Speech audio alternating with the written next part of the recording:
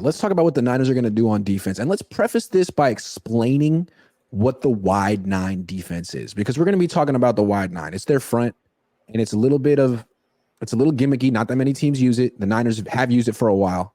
And essentially, it refers to the positioning of the strong side defensive end, the defensive end that's on the tight end side of the formation. Most of the time, most teams will have someone head up with it, like across from the tight end, a little inside the tight end.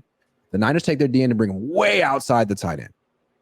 Right. So as a 4-man line goes, there is more space between the defensive linemen in this front than in any other 4-man front. There's a lot of space between. Yeah. It's part of why teams can run on them. It's part of why teams can scramble on them, is because there is that much space. There's a lot of space. And when you're going against a formation with no fullback and one tight end, it's effective because there isn't that much space between the defensive linemen. But once you start widening it with 2 tight ends and 3 tight ends, it's very vulnerable. It's very vulnerable. And really, it's at its best when you're winning. When you're up 10-0, it's great.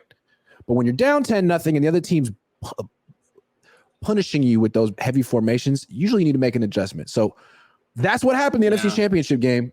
Niners never really made an adjustment. What do you think what do you expect from them on defense in this game? Unfortunately, I expect them to open in base and then react to it. But I think that Wilkes will be quicker to react. That in the NFC Championship, he didn't react until the second half. This one, he's going to have to react after the first series. But if he opens in base, I think that Pacheco will be able to run easily. And it's not just scheme, it's personnel, that you don't have the DBs and the safeties to shut down the run the way that the scheme calls for. They're missing players that can make that happen. So part of that's Hufanga, part of that's just you don't have the guys you need to run this. So that worries me. But the other thing is just the Kansas City runs 12 and 13 a lot. That's probably their most frequent set. And so if you're Kansas City, if you're Andy Reid, what do? You run 12 a lot. The other problem is that Andy Reid's the master of screens and the Niners aren't good at defending it. That's another problem. That's true. So it's how do you deal with all of that? And then the third thing is your linebackers are occupied because you got to deal with Kelsey. And so how do you stop Kelsey, stop the run, and deal with the screen? It's just you can't clone your linebackers. So there's got to be more help. The safeties have to play really well. Jair Brown's going to have to come up with a big game in this. And that's the thing. So we're saying the Niners should play a 5-man front to stop the defense, to stop the run. But when you play a 5-man front, now I feel like you're even more susceptible to the screen because you have fewer players in pursuit. So it's a tough one. But let's talk about the front for a second. So if the wide 9 is getting run over by these heavy formations, what can you do? Well, when Fangio was the defensive coordinator 10 years, he would use a 5-man front most of the time. And we talked about the wide 9. You move that D end outside the tight end. Well, in Fangio's front, the strong side D end was Ray McDonald, who's freaking 300 pounds. He was playing a 4-eye technique, which means basically head up with the tight end, but a little bit inside. Or no, he would be out on the offensive tackle out there. So sort of like inside the tight end and outside the offensive, right out there. And then you'd have Ahmad Brooks setting the edge outside of him. So you had 2 players. You had 300-pound Ray McDonald and 275-pound Ahmad Brooks at the strong side at the point of attack saying you can't run here. Niners have Chase Young and nothing inside. Yeah, and nothing. I hope that they start Randy Gregory and just use Chase Young for a sub package on passing downs. Yep. But I think you've suggested in the past, move Eric Armstead back to edge. Yeah. And I think they need to experiment with that too. Put Eric Armstead at the spot that Ray McDonald was in, and then have either Randy Gregory as that 5th guy on the line or Dre Greenlaw. Sometimes they move Dre Greenlaw down there, but whoever. I think you need to use a lot of 5-man lines. You do. You do. You're gonna lose. And you also need to use a lot of blitzing. You look at where Baltimore succeeded with their blitzing. Kyle Hamilton got a sack and finished.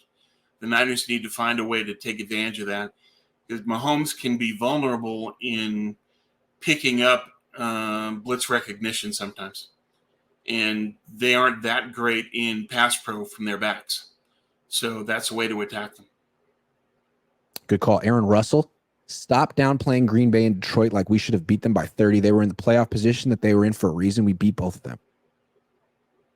That's true. But they were still beatable and proved that they were too young and made some mistakes.